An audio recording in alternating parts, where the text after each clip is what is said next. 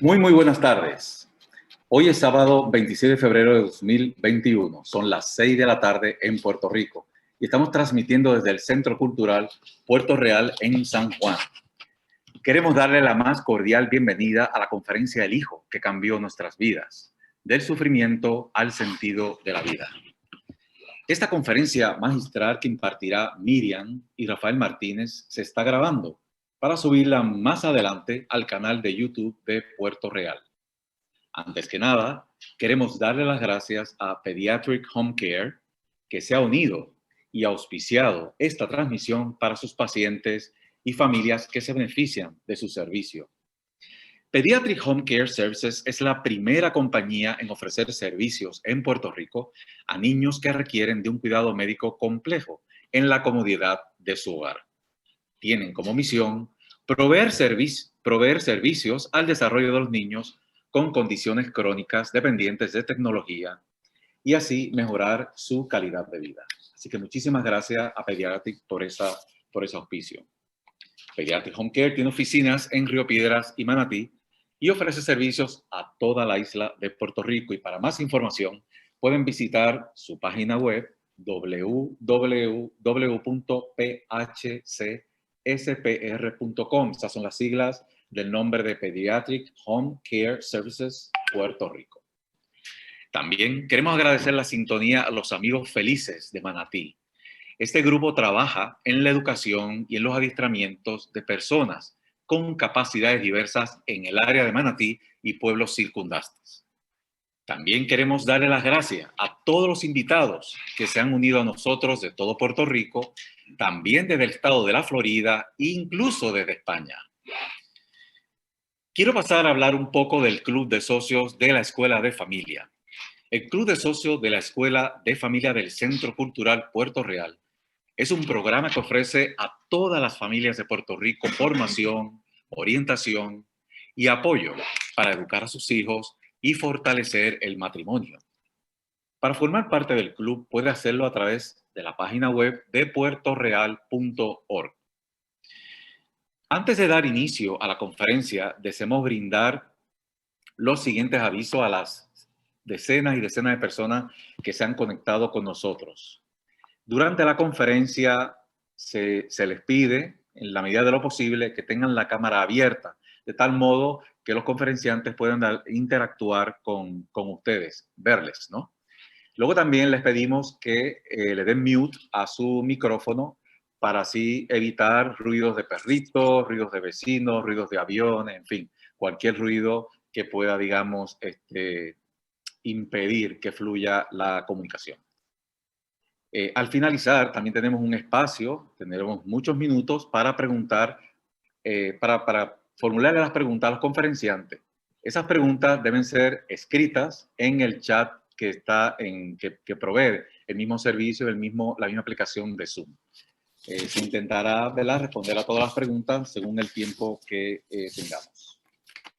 Ahora paso a leer una breve biografía de Rafael y Miriam Martínez. Es una biografía bastante extensa, aunque yo la voy a abreviar, porque son personas que han tenido y son profesionales que han tenido mucha experiencia. Miriam se graduó en la Universidad de Puerto Rico y obtuvo un bachillerato en Humanidades y Educación con concentración en inglés.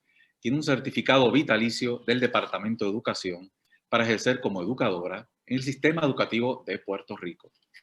Ha dado clases a estudiantes de grados primarios, secundarios e incluso a estudiantes universitarios de grados asociados en Puerto Rico y en los Estados Unidos. Rafael se graduó de Ingeniería Mecánica en la Universidad de Puerto Rico, recinto de Mayagüez. Trabajó durante 30 años para la compañía DuPont como director corporativo de Six Sigma y Calidad Total. También fue gerente de productos globales, gerente general, director de recursos humanos y relaciones públicas, gerente de manufactura e ingeniero de investigación y desarrollo en Puerto Rico, en los Estados Unidos y en América Latina. Miriam y Rafael son consejeros profesionales licenciados por el Departamento de Salud de Puerto Rico y ambos poseen una maestría en orientación y consejería con una subespecialidad en consejería de familia de la Universidad Central de Bayamón. Además, estudiaron coaching individual de matrimonio y de familia y poseen más de 6,000 horas trabajadas en este campo. Miriam y Rafael están certificados como terapeutas en desórdenes adictivos y salud mental para Puerto Rico y también para el estado de la Florida. El matrimonio son los fundadores en Puerto Rico de la Fundación Puertorriqueña Síndrome Down. Y también son los fundadores en Barranquilla, Colombia, de Fund Down, que es una fundación para dar servicios a personas con la condición de síndrome Down y también para apoyar a sus familias. Por más de 9 años, Rafi y Miriam colaboraron con la Corporación de Desarrollo Educativo y Familiar, ofreciendo talleres y charlas sobre matrimonio y la formación de los hijos, y representaron a Puerto Rico en congresos a nivel de los Estados Unidos, particularmente en Nueva York, y también en España. En Colombia trabajaron por 3 años como mentores del programa de excelencia personal dirigida a estudiantes universitarios que cursaban su último año de universidad. En los Estados Unidos, Miriam trabajó como voluntaria en el Departamento de Niños Especiales del E.I. DuPont Institute de Delaware y en el programa de cáncer del South Georgia Regional Hospital en Valdosta, Georgia. Durante 5 años, Miriam también trabajó como intercesora de la familia de Puerto Rico en el programa del Sistema Abarcador para la Niñez Temprana del Departamento de Salud de Puerto Rico. Y Rafael también fue miembro del comité planificador de este programa. Ambos han participado como conferenciantes en el Congreso Anual de la Asociación Puertorriqueña para la Educación de la Niñez en Edad Temprana para profesionales, padres y familias de Head Start y clubes rotarios, entre otros. Se casaron hace 48 años y procrearon 5 hijos, Rafael y Miriam. 2 de sus hijos ya fallecieron y se encuentran en el reino de los cielos. Actualmente ejercen como consejeros profesionales licenciados y colaboran como voluntarios en algunas entidades sin fines de lucro localizadas en el área metropolitana. Bueno, sin más, pasamos a la conferencia con Rafael y Miriam Martínez. Y muchas gracias.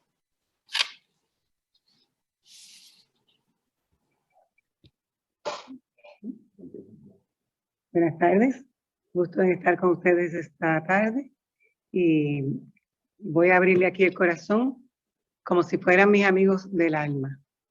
Le presento a mi esposo Rafael Martínez, mi mejor amigo. Muy buenas tardes a todos.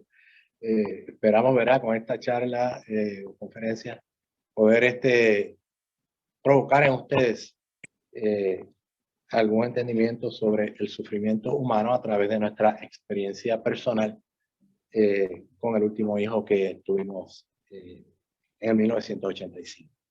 Así que la agenda que tenemos para hablar es, va a haber unas etapas del sufrimiento según la psiquiatra Elizabeth Kubler-Ross. Vamos a dar la vivencia de y testimonio de nuestra situación personal. Luego vamos a sacar unas conclusiones de ella, vamos a ir a preguntas y hay una lista de referencias que ustedes van a recibir.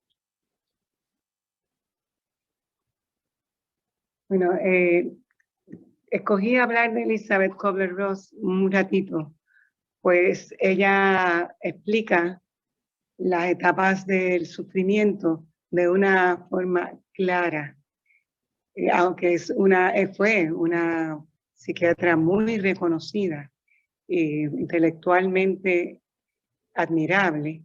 Ella simplificó bastante las cosas para que pudiéramos entender a toda aquella persona que sufre. Voy a comenzar de inmediato con Elizabeth y sus etapas, porque tenemos mucho que hablar esta noche. La primera etapa, según Elizabeth Kubler-Ross, es la etapa de la negación. Cuando nos aparece un sufrimiento en nuestra vida, se confunde y se debate entre lo que es real y lo que no es. Uno cree que lo que pasó fue un sueño y que al otro día va a despertar y eso no va a existir más. Se cae en un estado de shock. No se puede creer lo que está pasando. Una se aísla no se atreve a decirle a los amigos, a la familia, la situación, porque encuentra que es demasiado inverosímil para creer. Uno busca razones para sentirse culpable. A lo mejor hice esto mal, a lo mejor me alimenté mal, a lo mejor aquella cosa fea que hice a los 11 años ahora está repercutiendo en un castigo. Busca todas las razones habidas y por haber para sentirse mal. Pero lo bueno de la etapa de la negación es que nos da tiempo a digerir, asimilar esa nueva realidad que acabamos de conocer. En el área emocional de la negación, uno se siente traicionado, se siente que no se merece eso y puede tener unas reacciones corporales un poquito fuertes, como sudoración de las manos, temblor, insomnio, mal humor, aumento del ritmo cardíaco. Uno puede creer que le va a dar un ataque al corazón, y es que los nervios hacen que el corazón palpite mucho más rápido. En el área cognitiva, uno se da cuenta finalmente, en la etapa 2, la ira. La etapa 2 es la ira. Y en el área cognitiva uno se da cuenta de que lo que sucede es una realidad. Gracias por soplarme. Se generan sentimientos de culpa hacia sí mismo o hacia otros. Y se acumula un coraje inmenso. En el área fisiológica te puede dar dolores de cabeza, te puede dar insomnio. Se pregunta por qué me pasó a mí, no aquel otro que va todos los viernes de juerga a fiestar y a beber, y nosotros que nos portamos bien y viene y nos pasa esto. ¡Ah, caramba! ¡Qué bonito les quedó! Se le pide a Dios, uno empieza a negociar en la etapa 3, que se llama la negociación. Se le pide a Dios que elimine la situación y uno le ofrece algo a cambio de eso. La situación no tiene que ser necesariamente como lo desarrolló Elizabeth Kubler-Ross, que era para las personas moribundas, y ella observó que pasaban por estas etapas. Estas etapas se aplican a cualquier pérdida, a cualquier duelo que tengamos, en el cual no podemos sobrevivir emocionalmente. Puede ser que pierdas la casa y prometas, ay Señor, si me ayudas a recuperar mi casa, yo te prometo que yo voy a pagar todos los pagos a tiempo. Si mi hijo se enferma, yo te prometo que yo voy a servir en todo lo que pueda para que mi hijo se sane. O sea, es que como que negociamos así para que Dios cambie la situación y nosotros darle otra cosita que le guste al Señor, ¿verdad? Y la cuarta etapa, que es la depresión, pues la tristeza se agudiza. Nos encerramos en nosotros mismos, ya no nos sentimos tanta esperanza de que las cosas cambien, nos sentimos impotentes y se concluye, como dijimos anteriormente, que uno se merece castigo por las cosas que hizo en otro tiempo de su vida o en el tiempo que está viviendo actualmente. En la etapa quinta es la aceptación. Ocurre la resignación. Se comienza a buscar nuevas alternativas. Ahora, ¿qué yo hago con esta situación? Ahora, ¿qué va a ser de mi vida? A lo mejor si hago, qué sé yo, cualquier otra cosa, esto va a mejorar porque ya lo acepté, pero tengo que trabajar con eso. Y así comienzo a canalizar mi sufrimiento. Bueno, le he hablado de estas etapas porque a medida que yo le vaya haciendo la narración, ustedes van a observar que se pasa por esta etapa, o sea, que nosotros pasamos por esta etapa, que yo como mamá pasé por esta etapa y pasé más de una vez por esta etapa. Y puede ser que una o uno brinque de una etapa a otra o las haga todas y vuelva otra vez a la primera y las vuelva a pasar. No es nada lineal. Bueno, ahora viene lo que no es clase, lo que es abrir el corazón. Ustedes, mis amigos, les voy a compartir algo que nos tocó duro, que fue fuerte, pero que encaminó nuestras vidas. Hay veces que cuando Dios quiere algo, se vale de unas situaciones que a lo mejor no son las que más nos gustarían, pero son las que nos van encaminando hacia donde tenemos que ir. Cuando nosotros supimos que íbamos a tener un niño nuevo en la casa, después de 5 años, imperaba la alegría en ese hogar. Ya los niños le decían a todo el mundo, a los vecinos, a los amigos, a todos los familiares, que iba a venir un nuevo bebé. Nace el niño con una condición, la condición de síndrome Down, y además una condición cardíaca. El proceso emocional fue de shock absoluto, como ya lo habíamos dicho. Eso de niños Down, nosotros los habíamos visto por ahí, pero no conocíamos mucho de qué se trataba, sino que siempre nos sonreían y nos atraían porque eran simpáticos, según la gente, ¿verdad? Pero vemos que ellos son como todo el mundo, tienen sus momentos de simpatía, como sus momentos de ira, como sus momentos de que no quiero ver a nadie. Pero eso lo explicamos más adelante.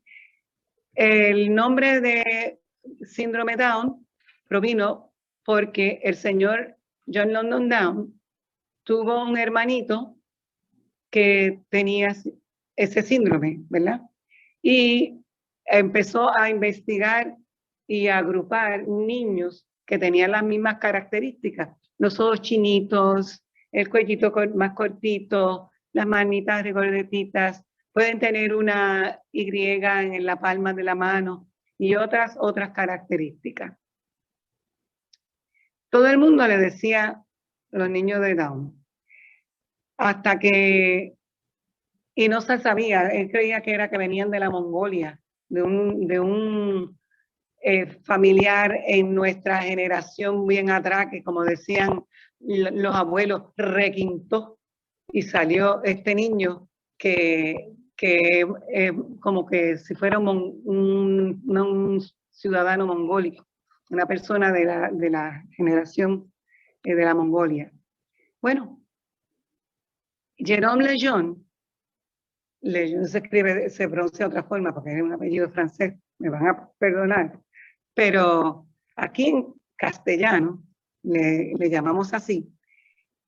Descubre que el síndrome de Down es causado porque hay un cromosoma extra en el par 21.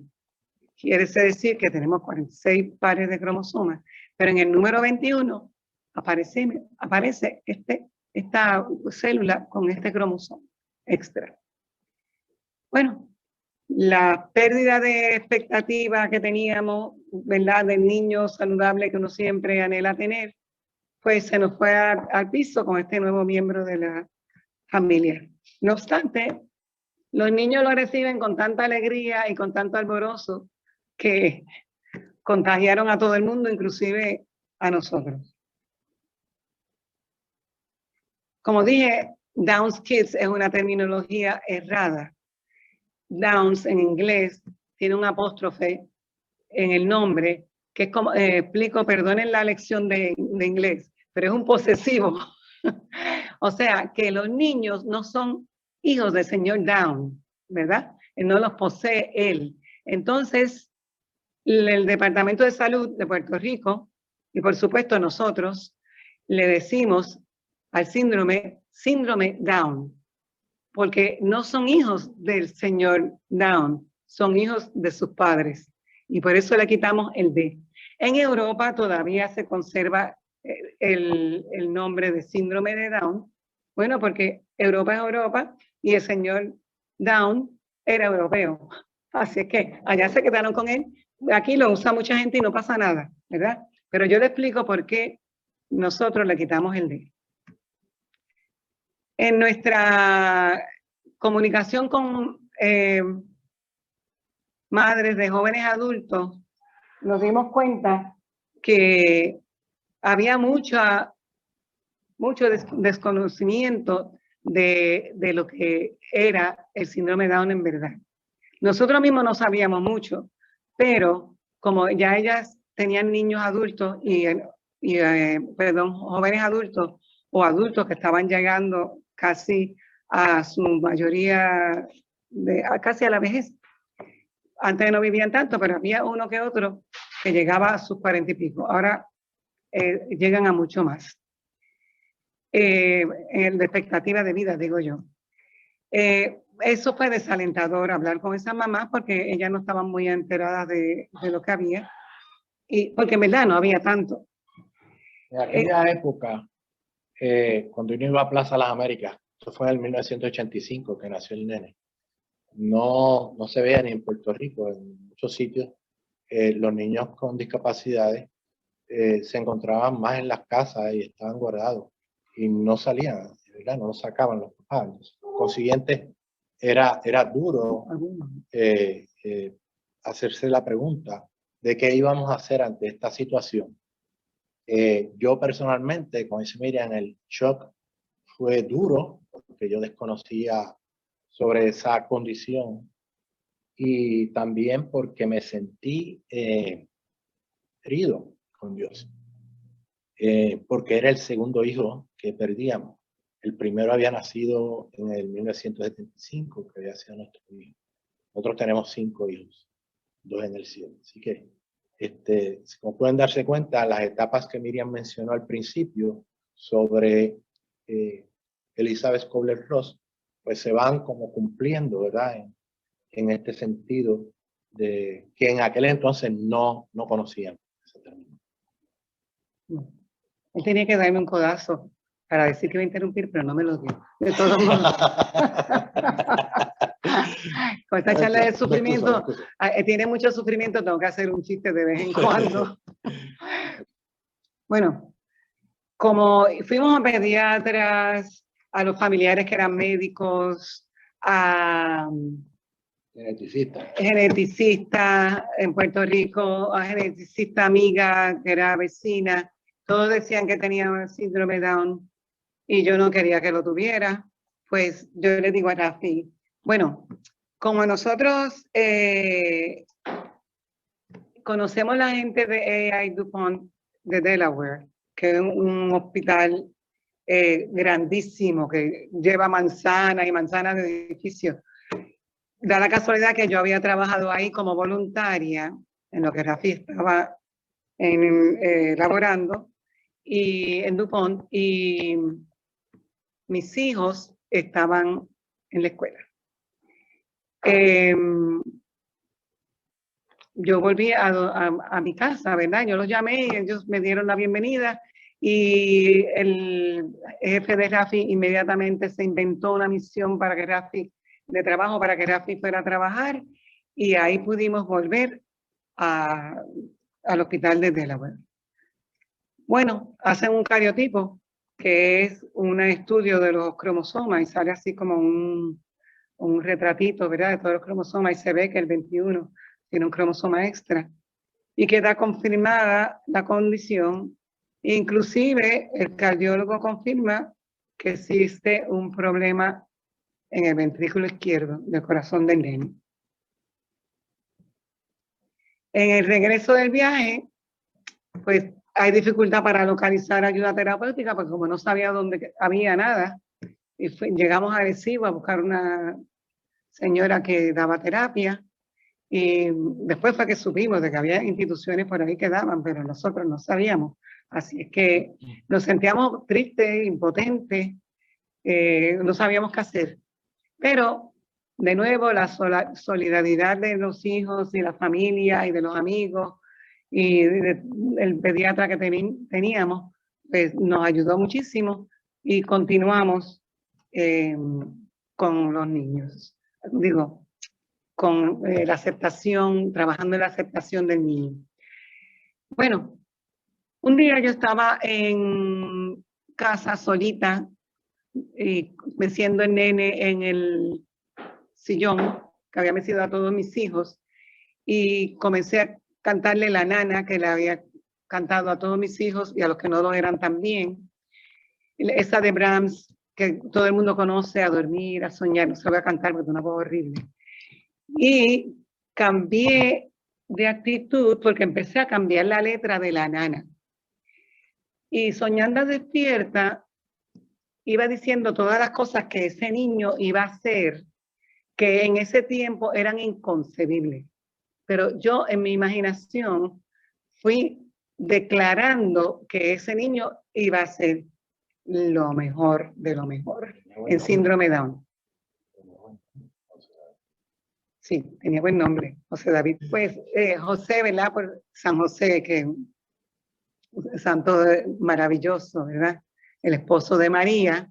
Y tengo un tío también, se llama José. Y David, porque David vence todos los obstáculos.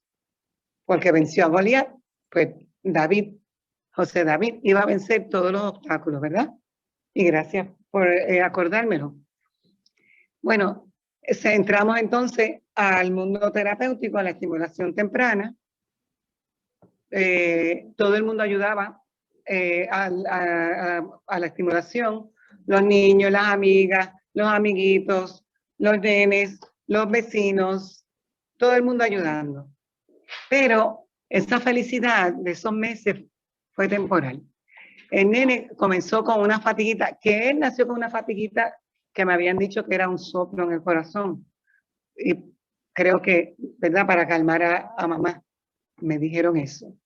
Pero yo tenía un tío médico que me decía, eso es más que una fatiguita debido a un soplo, lo que tienes ahí. Bueno, resulta que las estadías en el hospital eran cada día más frecuentes. Y José David empeoró. Su estado físico se agravó. En esas últimas 3 semanas que estuve en el hospital, que no he podido contar todo lo que pasó antes, pero esto es lo más importante. En esas últimas 3 semanas, en la última semana que estuve en el hospital, hubo un episodio fuerte en mi vida que me transformó y que me llevó a la aceptación de la voluntad de Dios.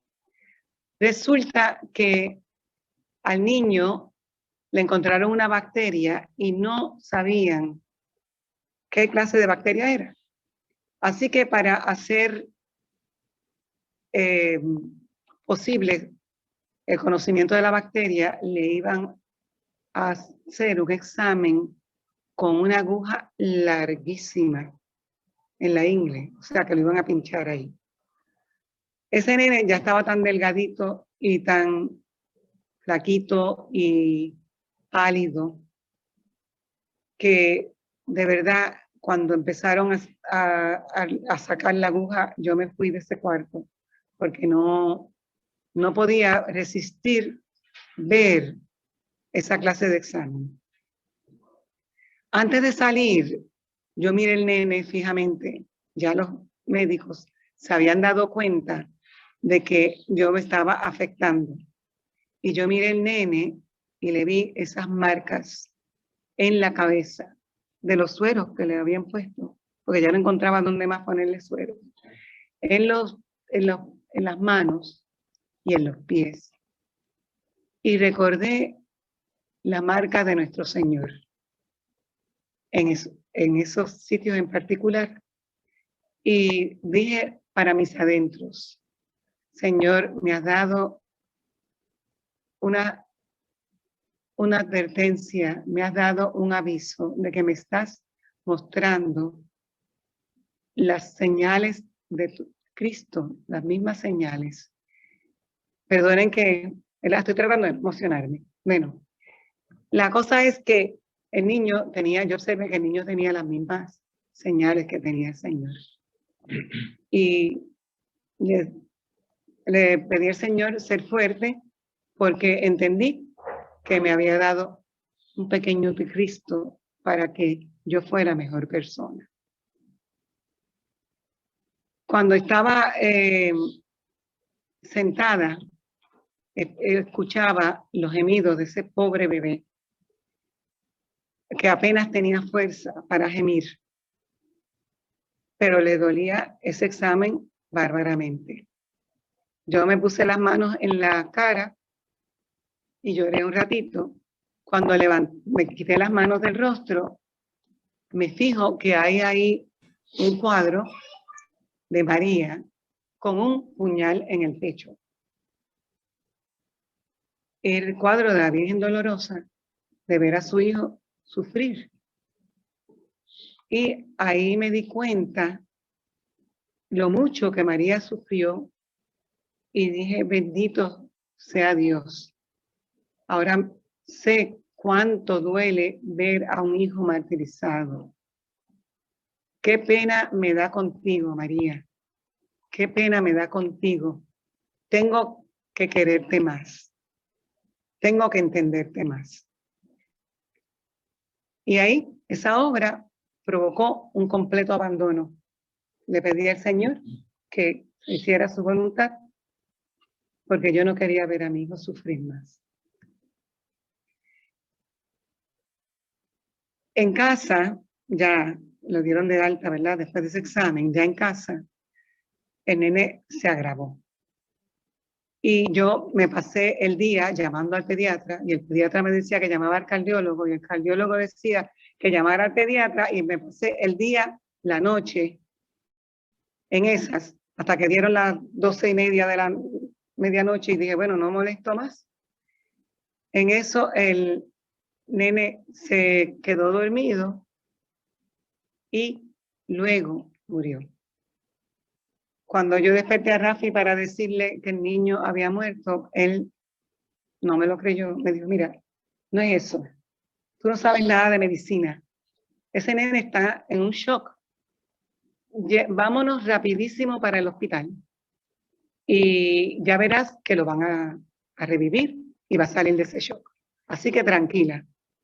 Bueno, yo había visto bastante gente morir, porque bueno, yo vengo de una familia que había 9 tíos. Me crié con los abuelos y los he visto a morir a todos, inclusive a los abuelos, ¿verdad? Y además, habiendo médicos en la familia también, pude observar cuando una persona ya pasa hacia la otra vida. Yo sabía que estaba muerto. Eso fue el mismo año que nació, pero camino al hospital, yo recordaba a José de Carlos Rubén y le pedí que nos ayudara, ¿verdad? Que no nos dejara solos en esta situación tan difícil.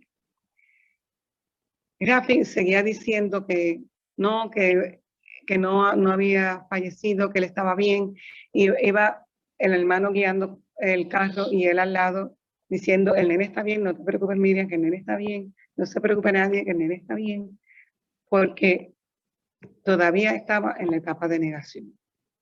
Cuando llegamos al hospital, yo con el nene en los brazos, paso por donde está el guardia me deja pasar de inmediato cuando ve el niño. La enfermera inmediatamente me deja pasar, me indica dónde queda el salón de pediatría. Ahí espero un rato con ese nene en los brazos. Y Rafi parado al frente, yendo y viniendo a la estación de enfermera para preguntar cuándo era que iba a venir ese médico para sanar a su hijo. Y yo con el nene en los brazos diciéndole, Rafi, no va a ser posible. Pero él no creía, no lo creía. No lo entendió que se fue al cielo. Finalmente vino el médico y confirmó su deceso. Bueno, regresamos a casa. No puedo describir, ¿verdad?, el regreso en ese carro, porque es muy fuerte para Rafa. Ya yo me practiqué todas estas partes para no llorar. Y ya yo no lloro. Como 10 o 15 veces las practiqué para no llorar. Así que ya yo no voy a llorar. Pero el recuerdo es fuerte. El recuerdo es fuerte, me imagino que para algunos de ustedes también lo será. Pero la vida continúa. Todo el mundo para el trabajo, todo el mundo para la escuela, y yo sola en casa, buscando las cositas del nene, oliéndola, besándola, guardándola, hasta hablando, de verdad.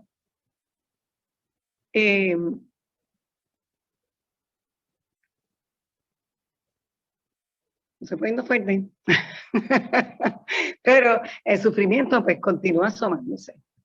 Yo me quedaba en casa haciendo traducciones, pero como Rafi estaba tan afectado, se convirtió él no pudo resignarse, en verdad, y entró en la etapa de la ira, pero una ira fuerte, como es el fuertecito. Pues así mismo le entró la ira. Entonces, en ese proceso de ira que adviene, yo no encuentro qué hacer, se pierde la paz en el hogar, y yo lo siento y le digo, ven acá, vamos a sentarnos aquí, un momentito. Y le doy un ultimátum.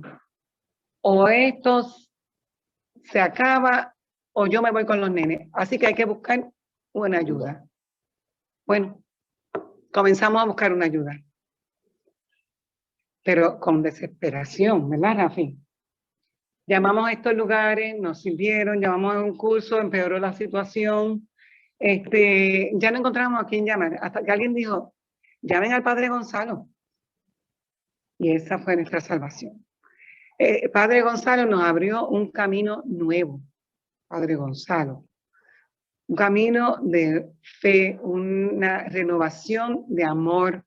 Renovamos la esperanza y se renovó la paz en nuestra casa. Porque al final, pues todo es para mí. Bueno, yo comienzo a trabajar, como ya yo estaba repartiendo literatura y era la escuela de la comunidad, pues los padres averiguaron dónde yo trabajaba y se pasaban llamando a esa escuela todo el tiempo. Pero yo tenía un director tan bueno y tan comprensivo, el señor Mario Gastambide, que le ordenó a la secretaria, tome todas las llamadas, las anote el teléfono bien clarito para que ella pueda devolver todas esas llamadas cuando ella termine de trabajar. Y así se hizo. Bueno, también averiguaron dónde vivíamos. Entonces la casa no se vaciaba. Y nosotros también íbamos a unos ciertos lugares que ellos decían que no tenían transportación, que no podían llegar. Así que nosotros íbamos a esos lugares. Bueno, éramos la Sociedad Puertorriqueña de Síndrome Down en Dorado, y eso estaba sin incorporar. Habíamos comenzado a trabajar desde el 85, estábamos trabajando, y pedimos apoyo a los Rotarios de Dorado, y se hace el primer golf, un torneo de golf que ellos siempre hacían, nos lo dedicaron a la fundación. Ahí estaba la señora Mildred Lugo, que fue la primera mujer presidenta de los Rotarios, don Julio Martorell, don Joe Nesti, y los hermanos Chichi y Jesús Rodríguez, que dieron el todo para hacer ese golf. Y eso fue todo un éxito.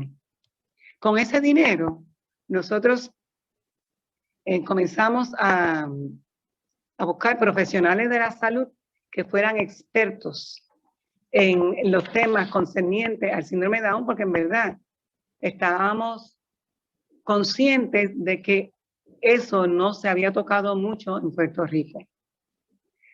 Mildred Lugo siguió ayudando y le dio un cáncer, y con el cáncer continuó ayudando. Era admirable.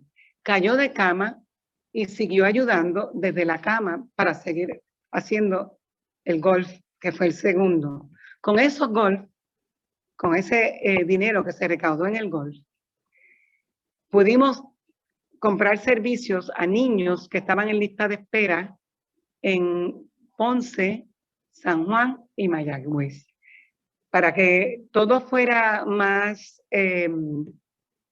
ordenado y pudiéramos tomar cuenta de esos dineros que se estaban repartiendo.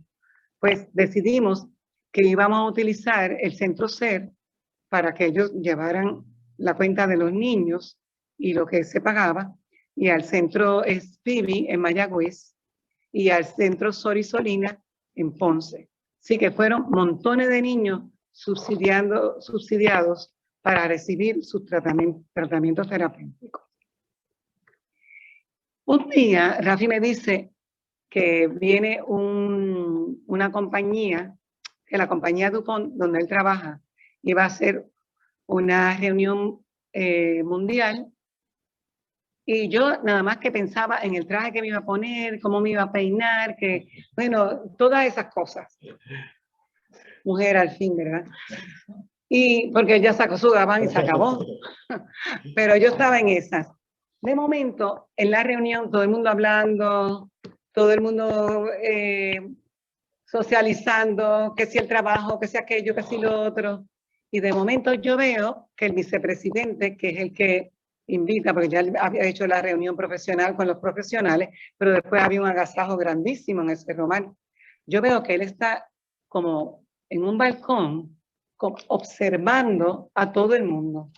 Y yo veo que el hombre tan alto, rubio, de ojos azules, con un traje blanco, allí solo, yo digo, ay, bendito, ese señor está ahí solo.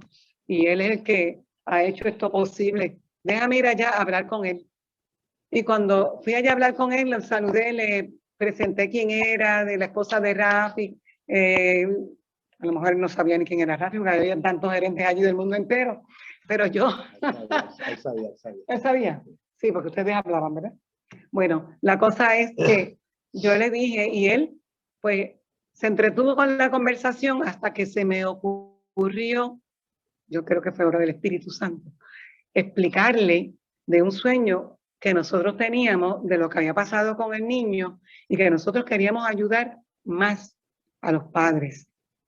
Bueno, pasó en la actividad grandiosa, el hombre se fue, pasaron, yo creo que meses, y yo dije, aquí no pasó nada. Yo hablé en vano, pero está bien. Y le dije al Señor, bueno, si tú no quieres esto, pues yo continúo mi vida. Tú me dirás para dónde es que voy, porque yo de verdad como que estoy un poquito desorientada. ¿Tú quieres decir algo? Sí.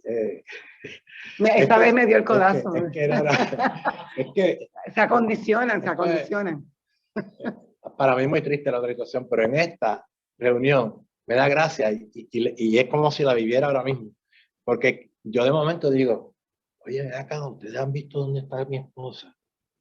Tu esposa. Pero Miriam está por ahí en algún sitio.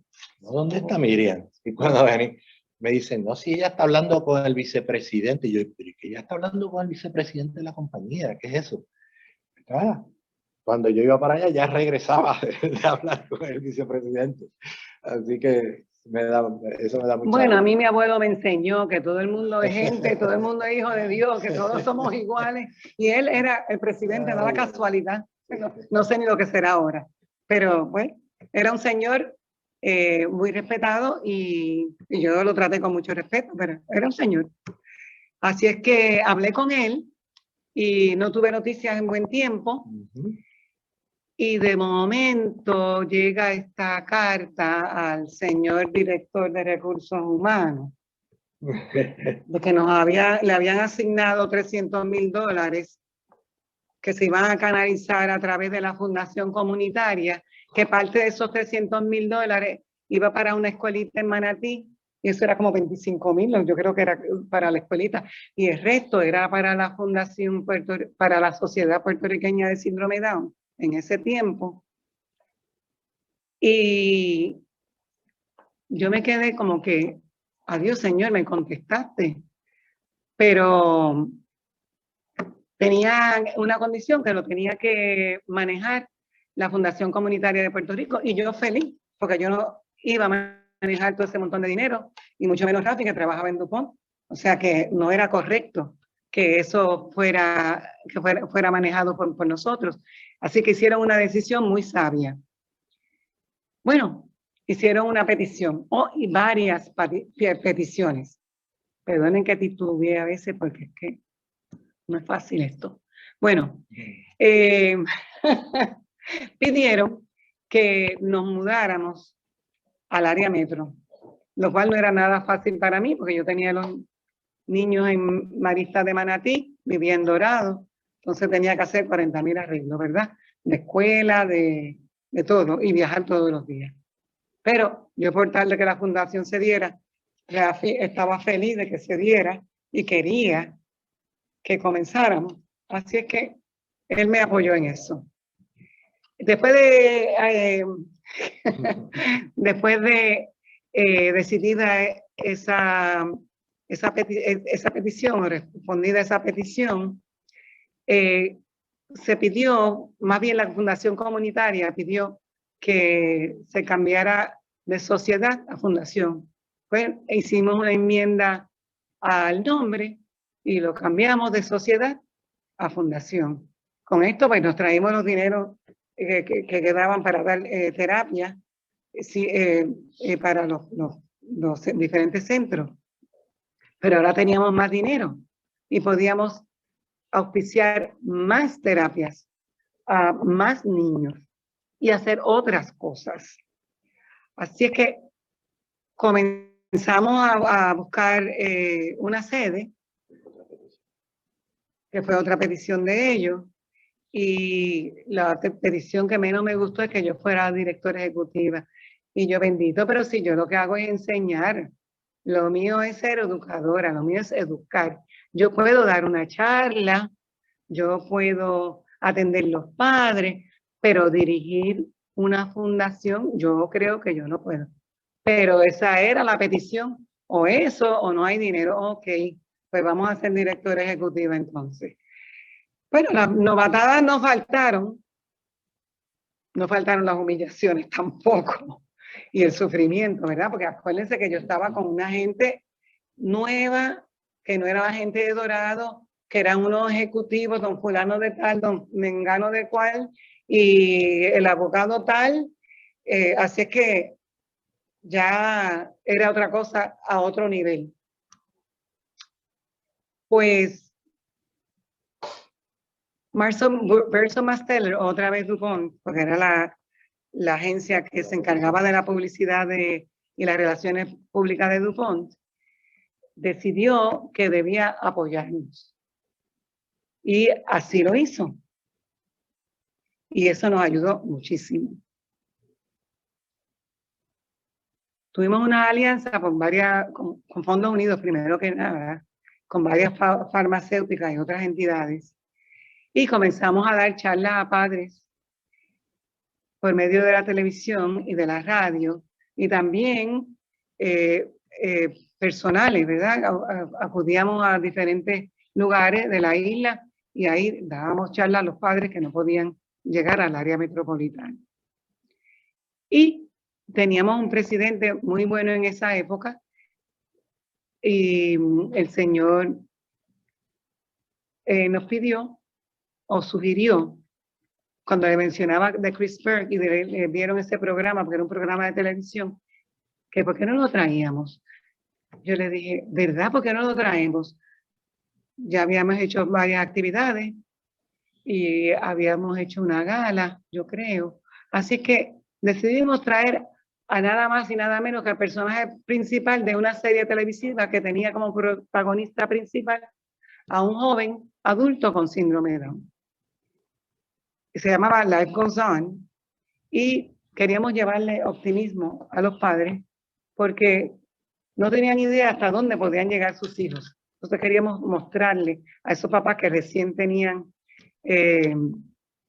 niños con síndrome de Down, queríamos transmitirle un mensaje de esperanza y de optimismo.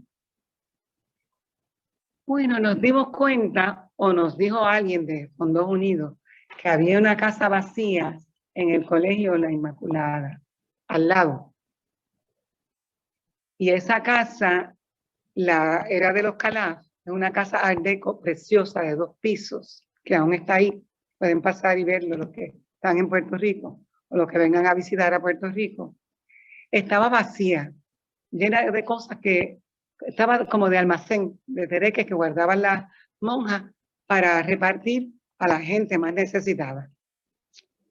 Bueno, yo pedí una cita con Sor Clotilde, ella no tenía idea para qué era la cita, pero no la dio, y ahí llegué yo con mi querido esposo, todo engabanado, a pedirle la sede, a pedirle la casa para hacer la sede de la fundación. Claro está que la monja dijo que no, de inmediato. Por más que yo le canté y le lloré y le dije todas las dificultades que tenían los padres, la señora monja dijo que no. Yo le dije, bueno, vamos a hacer una cosa, Sor Clotilde. Vamos a orar esto durante un mes. Vamos a pedirle a Dios durante un mes si esto conviene o no conviene. Y yo le prometo a usted que si esto no conviene, cuando usted decida que no, pues yo no la molesto, jamás y nunca. Bueno, pues iba transcurriendo el mes, cuando a mitad del mes llama al Sor Clotilde. Y yo le dije, Rafa, está llamando Sor Clotilde. Nos va a dar la casa. Sor Clotilde me llamó para darme un regaño. Porque ya yo le había dicho a mi amigo, el doctor Marswatch, y a varios más, y hasta había llamado a Ponte Martínez, que había sido sacerdote en mi pueblo. Y me llamó para decirme, mire, por favor, dígale a sus amigos del clero que no llamen más aquí. Yo le dije, ay, sí, Sor Clotilde, disculpe, no sabía que estaban llamando. Yo no le dije que llamaran, yo le dije que rezaran, pero ellos se pusieron a llamar. Bueno, allá ellos. Pero parece que dio resultado, porque finalmente, al mes, Sor Clotilde nos dio la casa. Yo hasta le besé la mano. No es necesario, porque la alegría fue tan grande que yo lo que quería era saltar. Pero Rafi y yo nos comportamos, nos fuimos derechito al carro, arrancamos con el carro, nos paramos un poquito más al frente, empezamos, nos dieron la casa y nos abrazamos de la alegría, no podíamos creerlo, comentando, bueno, chichichija, todo lo que se le puede ocurrir a ustedes cuando le dan una casa gratis por 10 años. Entonces yo tenía una casa, tú querías decir. Sí. O sea, cada vez que yo venía a San Juan a reunirme con los abogados, lo que fuera de la compañía, a hacer una visita al departamento del trabajo, etcétera, Miriam me decía, vamos a pasar por donde está la casa. Y entonces yo me tenía que parar y ella abría la ventana y miraba la casa y empezaba a orar. Lo cual para mí ella decía, yo no entiendo, no entiendo qué es lo que está pasando, que ella quiere rezar y no, pero era interesante, fue interesante eso era un par de veces en la semana que se paraba ella allí, había que llevarla allí a rezar frente al edificio, a ver que se hiciera la voluntad del Señor. Y así fue, la voluntad del Señor se hizo y nos dieron la casa con un contrato de 10 años. Y allí estaba yo con un escritorio viejo y la casa vacía. Y yo decía, ay Dios mío, ¿qué hago yo ahora, Señor, con esta casa tan grande? ¿Cómo yo voy a hacer que vengan los niños aquí? Bueno, me regalaron otro escritorio viejo y contraté a una secretaria. Y después contraté a un ayudante porque tenía dinero para hacerlo y había que gastarlo porque si no hay que devolverlo. Y entonces esa me la encontré yendo a la misa de Sagrado que quedaba cerca de la casa. Y da la casualidad que la persona que contraté era sobrina de Sor Clotilde. Yo digo, Dios mío, pero como tu obra, ¿verdad? Así es que vino una noticia en el periódico de una propuesta que estaban dando miles y miles de dólares si uno cuidaba a niños. Y yo boté el periódico y dije, no, esto no es para nosotros, porque nosotros no somos cuidadores de niños, nosotros lo que queremos hacer es dar terapia. Pero llegó una amiga mía con el recorte del periódico de nuevo. Mira esto, llegó. Bueno, yo que acabo de votar esto y esta viene con esto. Aquí hay algo. Yo siempre creo como que yo soy muy optimista porque tengo una relación bien amigable con el Señor. Y yo dije, bueno, pues aquí hay algo. Vamos a ver. Voy a ver de qué se trata esto. Voy a visitar, acuden, hablo con la directora. Ella no encontraba qué hacer conmigo y me envió a los empleados de SENDEC para que pudieran lidiar con la situación, porque ella insistía que esto era para cuidar niños, que no era para lo de síndrome Down. Y yo fui a hablar con los dos señores que me asignaron, que por cierto fueron muy pacientes.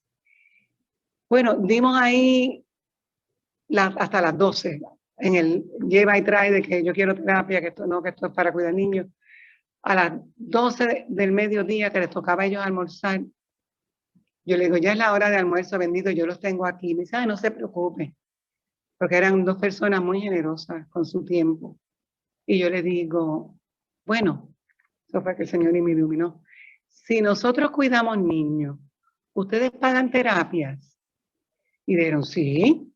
Si ustedes cuidan niños, nosotros pagamos terapias. Ah, bueno, pues mire, nosotros vamos a cuidar niños. Fantástico. Y yo me fui de ahí a las 12:10, contenta para mi casa. SENDEC era lo que es acuden hoy. Y comenzaron a llegar los niños con sus hermanitos, porque la inclusión estaba de moda en ese tiempo y todavía lo está, y ahora más. Así es que así comenzó todo. Ahora, el trabajo era tanto que yo tenía que llegar después de que los niños míos llegaban de la escuela. Claro, que había uno era que ya estaba mayorcito, ¿verdad? Que podía vigilar los otros, pero como quiera estaban solos. Y yo le pedí al Señor, cuida de los míos mientras yo cuido estos, por favor. Así es que, y el Señor sí, siempre cumplía conmigo. Siempre, nunca me ha fallado. Nunca nos falla ninguno. Lo que pasa es que no entendemos. Somos muy limitados. Bueno, dejar la fundación para mí fue un sufrimiento grandísimo, porque de verdad que esa entidad, con el dinero que nos dio Acuden, estaba en la mejor de las condiciones para dar todos los servicios. O sea, ¿qué no teníamos? Teníamos hasta enfermera. Y todo iba tan bien, y de momento Rafi llega un día y me dice, me ofrecieron un traslado para Colombia, para dirigir allí una empresa. Y yo, ok, pero tú no vas a hacer eso, ¿verdad? Al otro día, Rafi me dice, acepté. Yo dije, adiós, caramba. No me dijo nada y aceptó. Bueno, el sufrimiento fue horrible, de verdad. Dejar la fundación fue traumático para mí. Pero es que hay que entender la voluntad de Dios, ¿verdad? Y eso era lo que quería en ese momento. Y verlos hijos sufrir porque se tenían que ir de donde estaban, eso fue otra. Y después los hijos tuvieron que regresar solos porque nos avisaron que estaban en peligro porque eran deportistas y eran muy visibles. Así es que regresaron. Eso fue otro sufrimiento. Y la fundación decide en ese tiempo mudarse de la casa tan bella que teníamos a otro lugar mucho más precioso, o sea, más lujoso, porque la casa para mí todavía sigue siendo preciosa.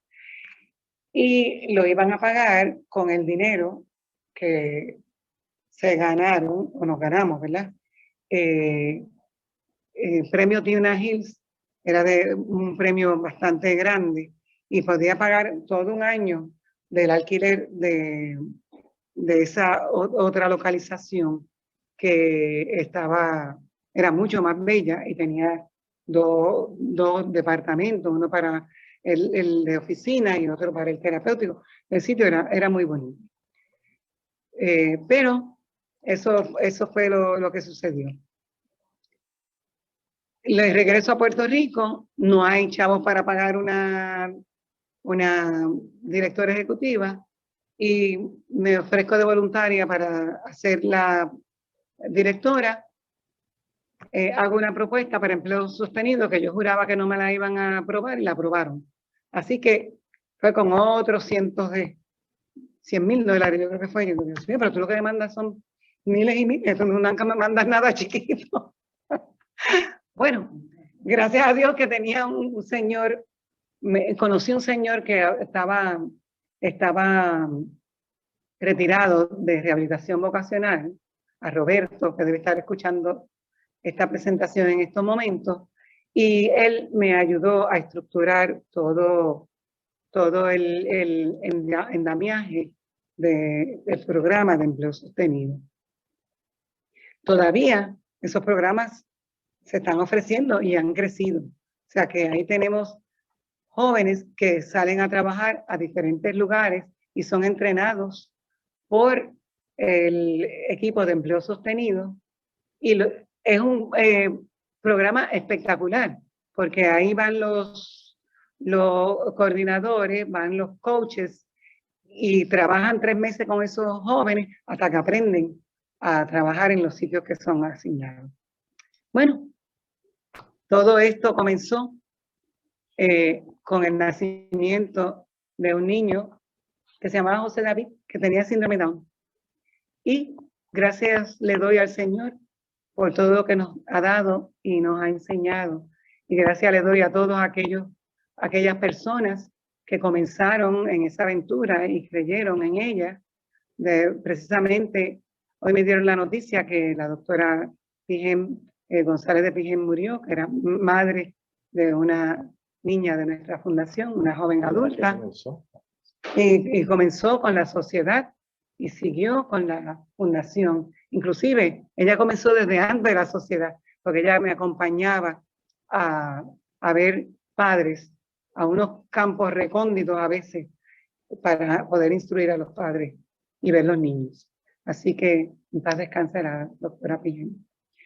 Bueno, la lección de vida es que el sufrimiento siempre nos acompaña. Lo importante es vivirlo con alegría y sabernos siempre auxiliados por Dios. Yo voy a hacer unos comentarios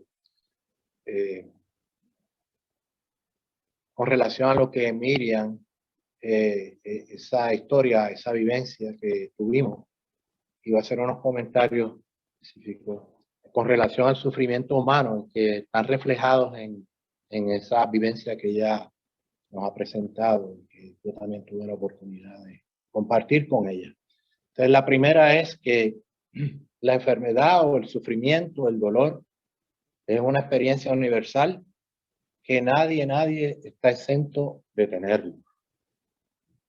Y por consiguiente nos conviene estar preparados para cuando llegue y poder disponer de algunos recursos o resortes para afrontarla convenientemente. Tanto nos puede afectar a nivel personal como puede alcanzar o afectar a una persona que sea muy querida por nosotros. Y ante ese dolor, ese sufrimiento y esa enfermedad, lo primero que se nos dice es que ante el dolor, el sufrimiento, tenemos que buscar, si es posible, poner todos los medios para suprimirlo. En el documento de referencia que vamos a compartir después, ¿verdad? Ustedes van a recibir. Hay unos libros y una carta pastorales y apostólica donde nos hablan sobre eso. Eso es lo primero que tenemos que buscar. Y de hecho nos decía San José María que el dolor físico, cuando se puede quitar, se quita. Bastantes sufrimientos hay en la vida y cuando no se puede quitar, se ofrece.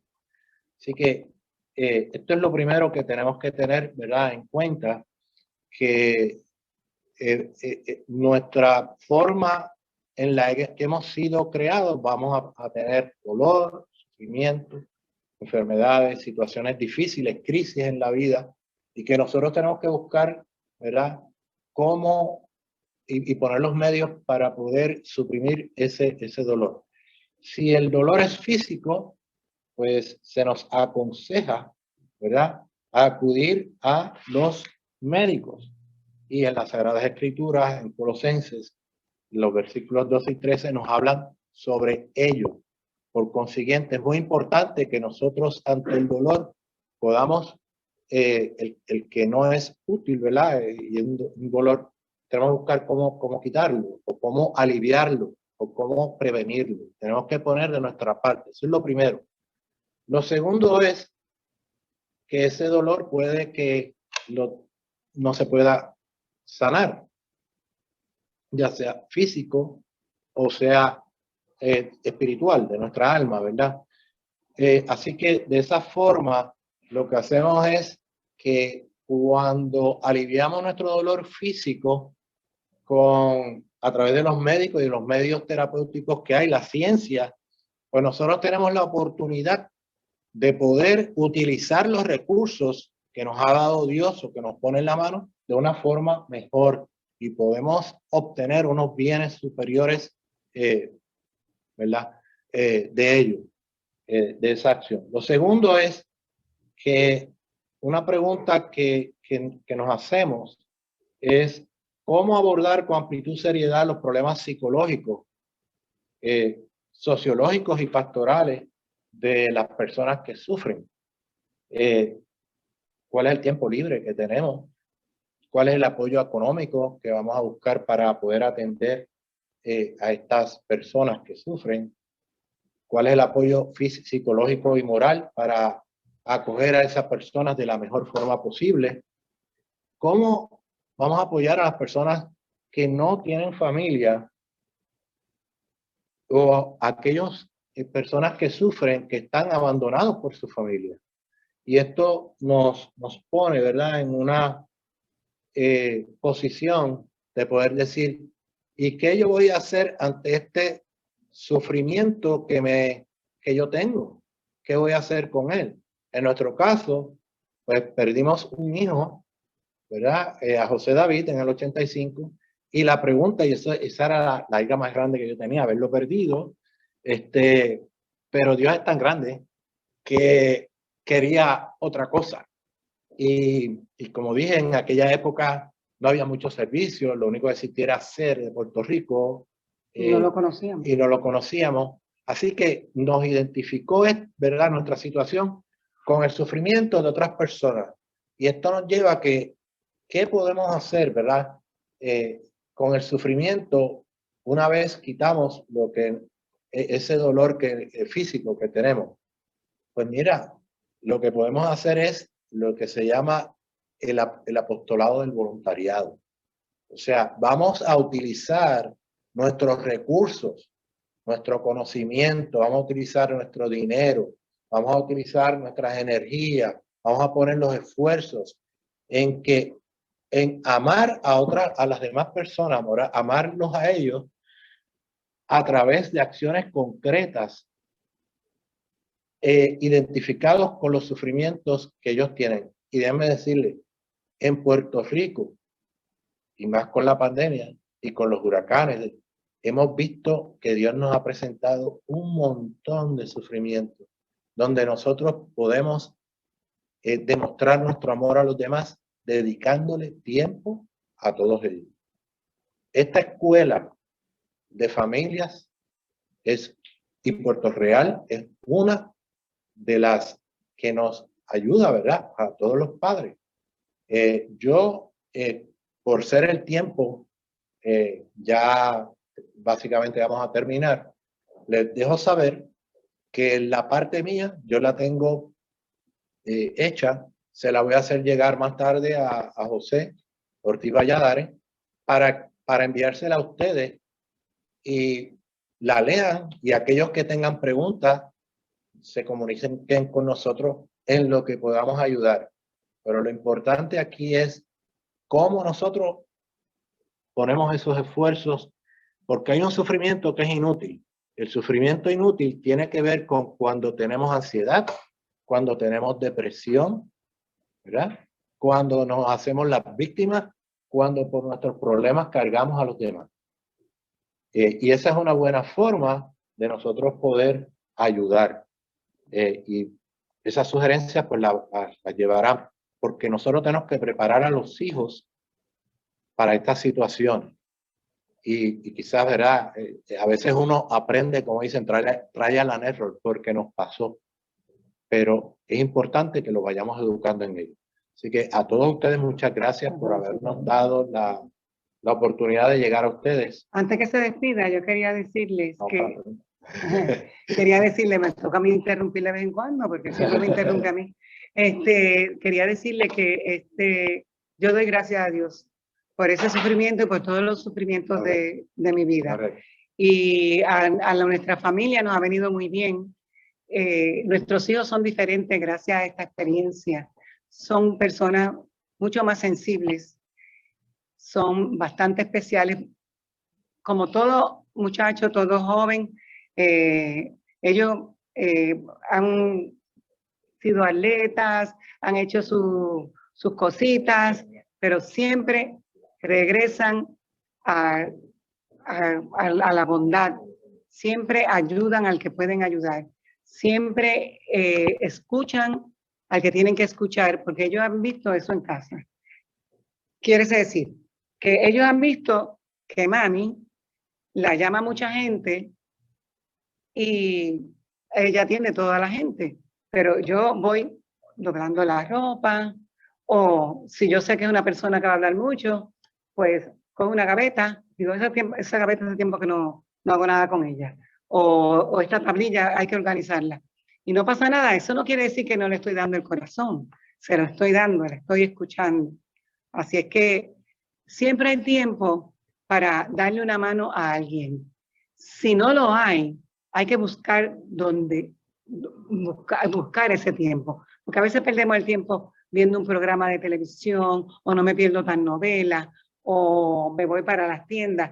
Y es tan fácil sacar 20 minutos, a veces media hora, es un poquito más, pero, ¿verdad? Escuchar a otro ayuda tanto a la otra persona. Es más, hay una terapia que se llama la terapia de la escucha, que es nada más que te sientas y escuchas, ¿verdad? Si ves a la persona muy desesperada, bueno, entonces ya tus conocimientos, tu experiencia, pues pueden ser incluidas en esa conversación. Si no, simplemente escucha y dice, pues mira, voy a orar por ti y vas a estar en mi pensamiento todo el día y voy a ofrecer a Dios todo lo que haga hoy por tu situación. Y de esa manera ayudamos. Porque no siempre se ayuda haciendo cosas. A veces se ayuda más rezando por la persona, por la situación, pidiéndole a Dios todo el santo día, cada vez que te acuerdes, pidiéndole a Dios por la situación de esa persona. Y se van a sorprender, porque hay veces que la persona te llama y te dice, oye, milagrosamente esto va camino a resolverse, o milagrosamente esto se resolvió. Yo jamás le voy a decir, fue porque yo recé, ¿verdad? Porque eso se resolvió, porque Dios quiso, ¿verdad? Pero me da una alegría inmensa cuando me dicen eso y le doy, entonces, todo el día, gracias al Señor, porque pude de alguna forma escuchar a esta persona, y a veces escuchando y la gente hablando, ellos mismos consiguen la solución a sus problemas. Simplemente tú lo escuchas, ellos dicen, y ellos como que van llegando a unas conclusiones y resuelven su problema. Bueno. Otro ejemplo rapidito es, por ejemplo, en un momento dado, los hijos de nosotros ya adolescentes y que sabían de herramientas y serruchos y martillos y todas esas cosas, en cuestiones de huracanes, ellos cogieron y se fueron por la urbanización a averiguar dónde estaban los viejitos que necesitaban ayuda para prepararse para el huracán.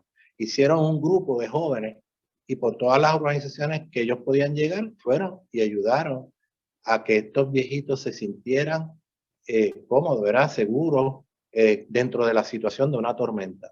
Y eso, venir los hijos a decirle, papi, mami, yo tengo esta idea, y uno decir, yo nunca había pensado en eso.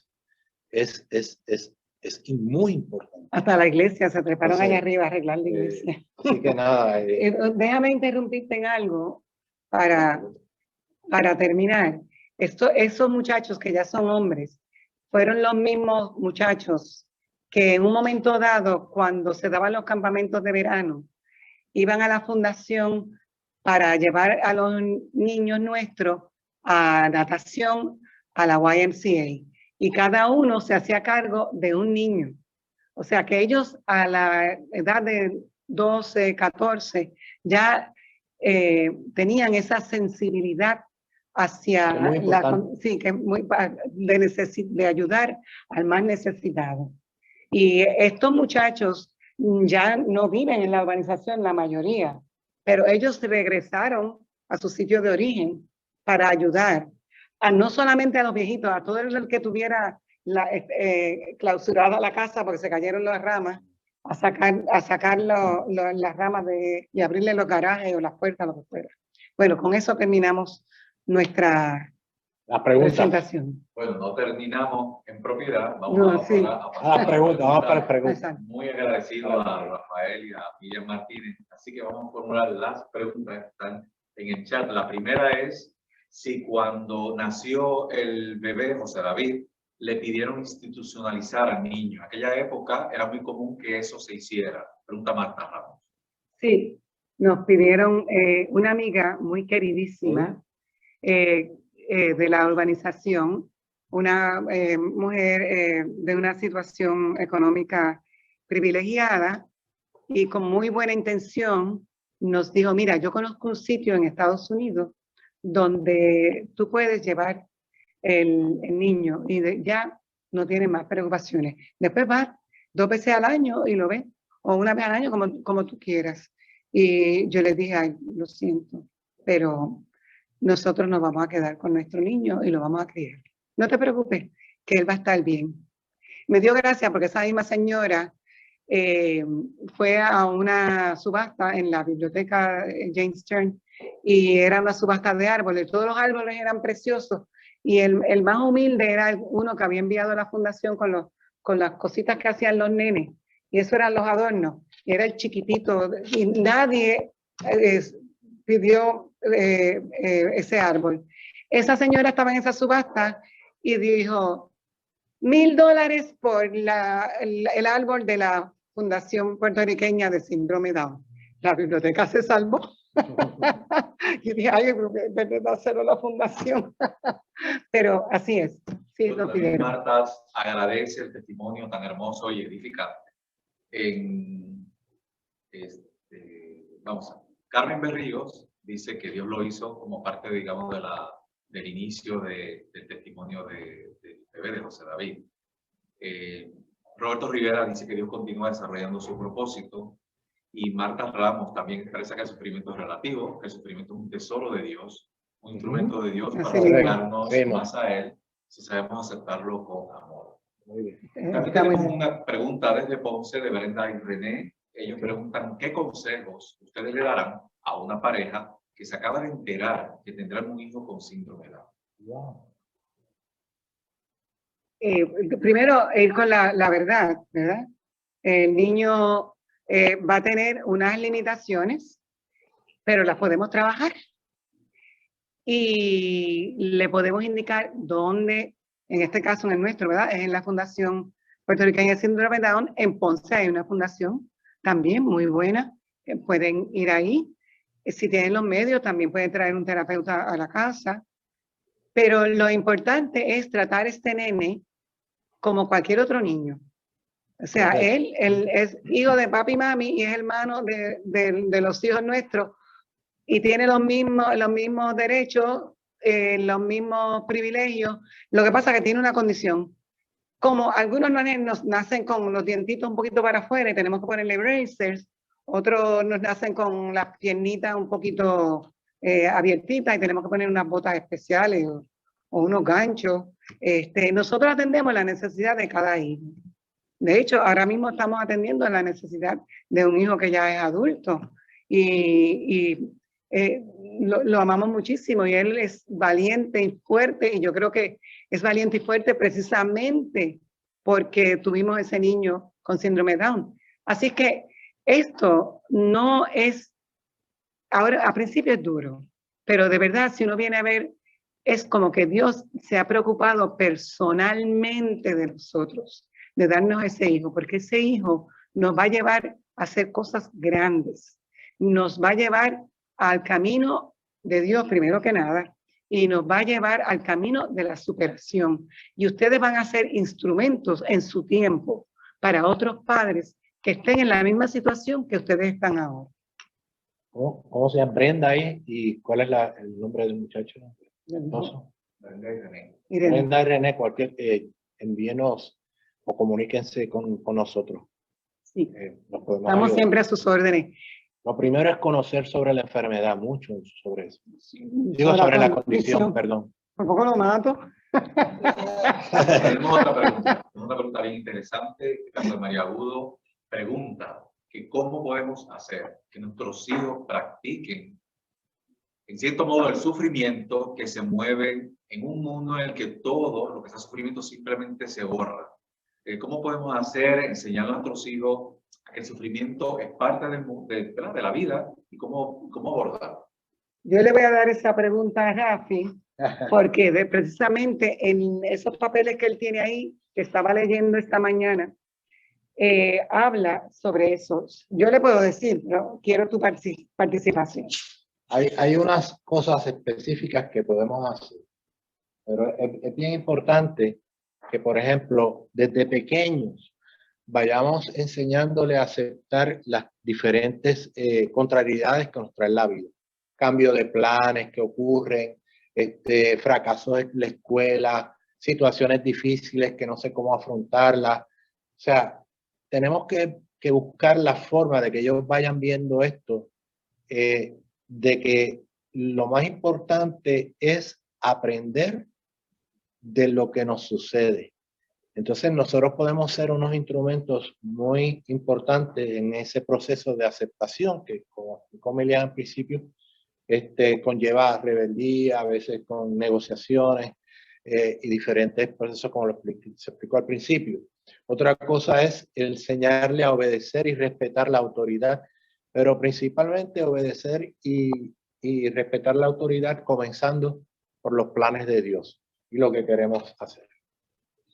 Ok, tenemos una preguntita, un dato. Pregunta también cuántos niños con síndrome de Down hay en Puerto Rico. Una pregunta. Y otra pregunta es qué consejo se daría, ¿verdad?, a los padres para ayudar a educar a sus hijos para que se solidaricen con las necesidades de las personas que los rodean. Ha dado un ejemplo antes del huracán, pero bueno, si hay algún otro tipo de instrumento, concepto. No hay todavía no hay una estadística recogida por salud porque agrupan todas las condiciones y dicen, bueno, hay tantos con deficiencia del desarrollo, hay tantos con, bueno, todos son diversidad funcional, pero no dicen exactamente cuántos niños de síndrome Down. Así es que lo que sí sé es que nace uno de cada 500, porque ha bajado, antes era uno de cada 600, no, perdón, antes era uno de cada 600, ahora nacen menos, pues claro, hay gente que por la amniocentesis pues cometen aborto. Así es que se me olvidó mencionar al doctor Lejun, que está por ser beatificado, para después ver si se puede canonizar, si hace un milagro, porque él, cuando vio esa célula, ¿verdad?, que se movía, que se latía con los mismos latidos del corazón, que vio esa vida, se impresionó muchísimo y fue un defensor de los niños con síndrome Down y tenía muchos retractores, porque pues mucha gente pensaba que no debían vivir, que había que terminar ese embarazo lo más pronto posible, pero él fue un exponente positivo y luchó hasta el fin de su vida, que fue, yo creo que el año pasado, que vivió hasta este año. La La otra segunda pregunta pregunta. que tiene que ver con cómo podemos educar a los hijos en la solidaridad, voluntariado, pues empieza por nosotros mismos como padres, ¿verdad? ¿Cómo nosotros nos conectamos con las necesidades de aquellos que nos rodean? Comenzando por la familia inmediata, los vecinos, la misma organización donde vivimos, en la misma iglesia a la cual, o servicio donde pertenecemos, vamos, la escuela. Entonces vamos identificando necesidades y vamos buscando cuáles son las que para las edades de ellos serían apropiadas y irlos llevando desde el principio. Esto es como, no sé, en mi forma, me criaron, vivían los tiempos, como yo digo, de antaño, pero era de que si había alguien enfermo, mi mamá decía, yo veía a mami preparando una sopa de paloma o lo que fuera, y yo sabía que iba para la casa de alguien a llevarla porque había alguien enfermo, o un caldo de pollo o lo que fuera, ¿verdad? Esas son formas de comenzar un proceso, de que ellos vayan viendo que aquella persona que necesita, nosotros estamos ahí para apoyarlo. Otra vez el voluntariado, porque en los colegios nos enviaban a la fundación muchachos que tenían que cumplir unas horas de voluntariado, de servicio de voluntariado, y llegaban reacios a la fundación de síndrome de Down. Ay, Dios, me debieron haber enviado a una oficina a archivar o a ayudar con el papeleo. No, cuando llegaban reacios, pero una vez comenzaban a hablar con los, a trabajar con los niños, se iban encariñando. Tanto así que una vez llegó, de los primeros grupos que llegaron, vino un grupo de colegio San José de Río Piedras y vino un grupo de San José de Río Piedras y llegó como medio reacio. Pero ¿cómo terminó ese grupo? En ese tiempo acuden, Sendec, ¿verdad? Que acuden hoy, da la casualidad que le mandó unos chequecitos. Y yo dije, ay, pues qué bueno que le dieron unos chequecitos a los muchachos que pasaron tanto trabajo. Pues mira, esos chequecitos, ellos lo usaron para comprarle regalitos al niño que le tocó. Yo me quedé tan sorprendida porque hubo como una transformación, una metamorfosis comparando a los niños de San José que llegaron a los niños de San José que salieron. Y así pasaba con todos los colegios. ¿Alguna otra pregunta? ¿Contestaba la pregunta? Sí, perfecto, perfecto. Algo adicional que exacto, algo adicional lo envían y nosotros estamos dispuestos a contestarlo. Y esperen el material en esta semana que viene de cómo educar a los hijos en cuanto al manejo del sufrimiento. Y un abrazo para todos y gracias por escucharnos. Bueno, pues nada, hemos tenido algún problema técnico, pero no pasa nada. Vamos a darle un gran aplauso a Rafi y Miriam Martínez. Es un honor para nosotros.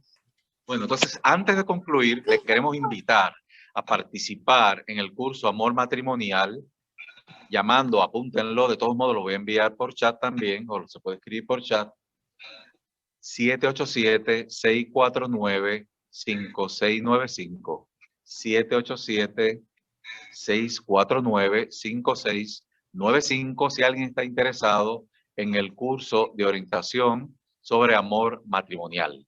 Entonces, les adelanto que el sábado 27 de marzo a las 6 de la tarde tendremos desde España a un profesional de la sofrología que se llama Joan Enric Puig. Esa va a ser la próxima conferencia que vamos a tener, apúntenlo, el 27 de marzo. Joan Enric Puig nació en Badalona, en Barcelona, en 1963. Fue licenciado en periodismo por la Universidad de Navarra, MBA por IS Business School y máster en sofrología en la Academia Internacional Sofrología CAI Seriana. ¿Y qué es la sofrología? Bueno, la sofrología es la gestión del estrés, la gestión del tiempo, la gestión de las emociones, la eficiencia laboral y personal, comunicación interpersonal, rendimiento de estudio y el desarrollo de las capacidades humanas. Así que le esperamos el próximo 27 de marzo a las 6 de la tarde. Bueno, eso es todo por esta noche, así que pasen un feliz fin de semana. Saludos. Hasta luego. Hasta luego. Gracias. Gracias a ustedes por estar. Gracias. Muy bien, Gracias. gracias. Gracias por estar. Que Dios los cuide. Amén. Bendiciones. Buenas órdenes. Y amén. Gracias siempre, Miriam y Rafi. Ah, gracias a ti. Marta, Cuídate. gracias. Reconocible, reconocible. Bueno.